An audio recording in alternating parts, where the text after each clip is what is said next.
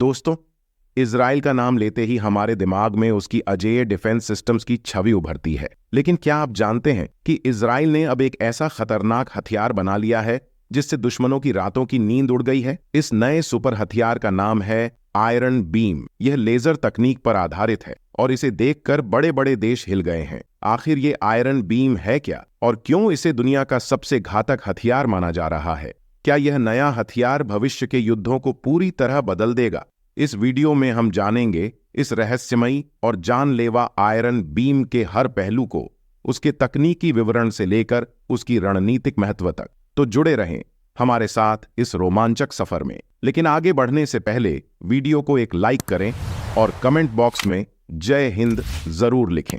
Israel का defence system हमेशा से उसकी पहचान रहा है। इसके पीछे का कारण है उसकी आवश्यकता। इजराइल का अधिकतर समय अपने दुश्मनों से घिरा हुआ रहा है। इसकी सीमा पर हर समय खतरा मंडराता रहता है, चाहे वो हमास का खतरा हो या हिजबुल्लाह का।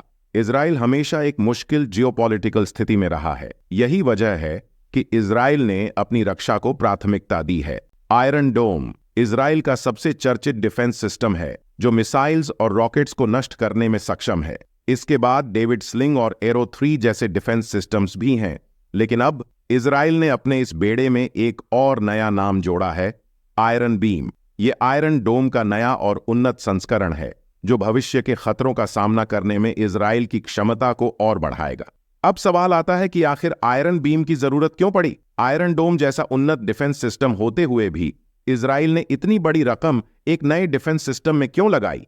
इसका जवाब है बदलती हुई तकनीक और बदलते हुए खतरों की वजह से। इजराइल के दुश्मन अब नए और तेज हथियारों का प्रयोग कर रहे हैं। 2023 में हमास ने इजराइल पर रॉकेट बैराज के साथ हमला किया था, जिससे आयरन डोम की कुछ कमजोरियां सामने आईं। इसी कारण इजराइल ने आयरन बीम को विकसित किया, जो एक उन्नत लेजर तकनीक पर आधारित है। आयरन बीम एक डायरेक्टेड एनर्जी वेपन है जो हाई पावर लेजर बीम का इस्तेमाल करता है। यह लेजर बीम छोटी दूरी के रॉकेट्स, ड्रोन और मोर्टार जैसे हवाई खतरों को एकदम सटीकता से खत्म करने में सक्षम है। इसके काम करने का तरीका भी अनोखा है।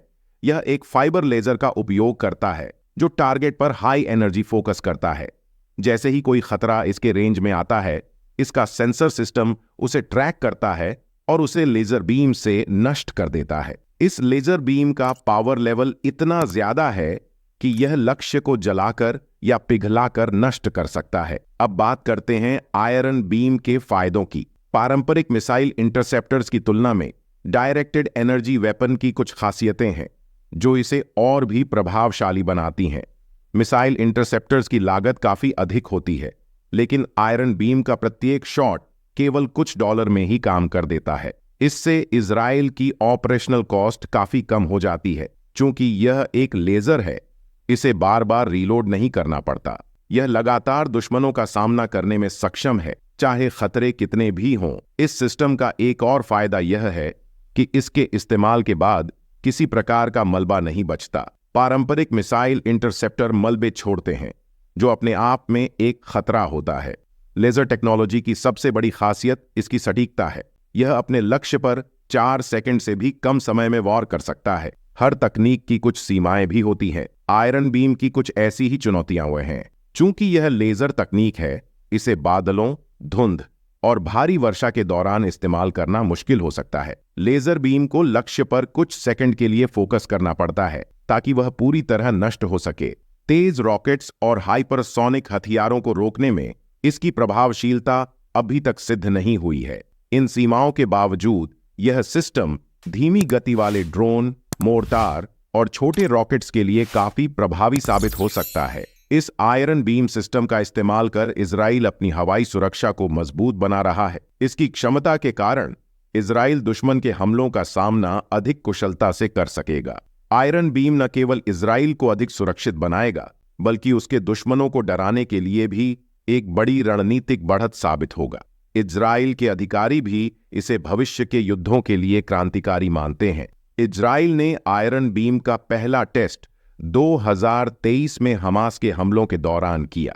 गाजा सीमा पर तैनात इस सिस्टम ने उम्मीद से भी ज्यादा अच्छे परिणाम दिए। इसके बाद इजराइल के प्रशासनिक अधिकारियों ने कहा कि यह 2025 तक पूरी तरह से ऑपरेशनल हो जाएगा, लेकिन अब कुछ रिपोर्ट्स के अनुसार इसे नवंबर 2024 में ही तैनात किया जा सकता है। इसका एक छोटा संस्करण लाइट बीम भी तैयार किया जा चुका है, जो हल्के वाहनों पर लगाया जा सकता है और छोटे ड्रोन, रॉकेट्स और आईईडी को भी नष्ट कर सकता है। अब सवाल यह है कि क्या आयरन बीम भविष्य में युद्ध के स्वरूप को बदल देगा? इसके आने से पारंपरिक मिसाइल सिस्टम्स पर निर्भरता कम हो सकती है और नई तकनीकों के आधार पर युद्ध की नई रणनीतियां बन सकती हैं।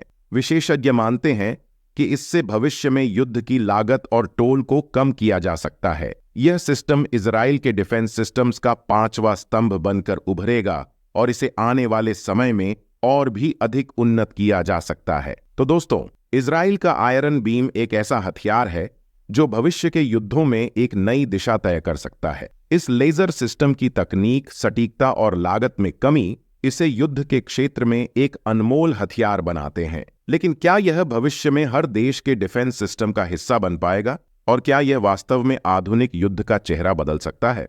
यह देखना दिलचस्प होगा। इस वीडियो में हमने आपको आयरन बीम के बारे में विस्तार से जानकारी दी। यदि आप ऐसे ही और वीडियो देखना चाहते हैं तो चैनल को सब्सक्राइब करना ना भूलें। धन्यवाद।